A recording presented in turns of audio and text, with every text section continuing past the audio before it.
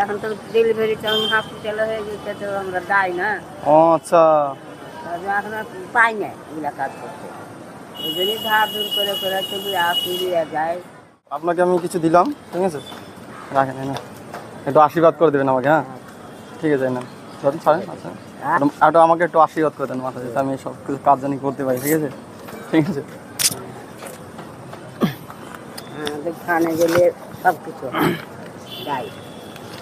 এই যে খাবারটা নিয়ে এসেন, ওই যে যার টাকা নিয়েছিলেন না, তাকে দিয়ে দেন টাকাটা। হ্যাঁ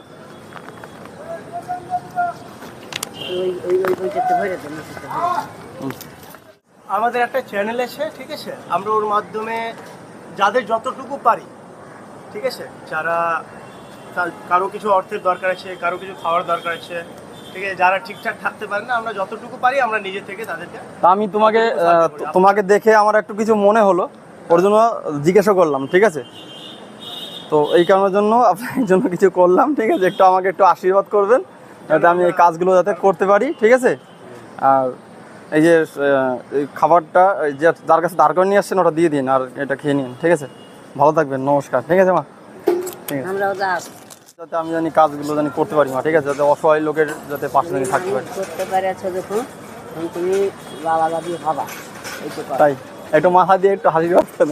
ঠিক আছে।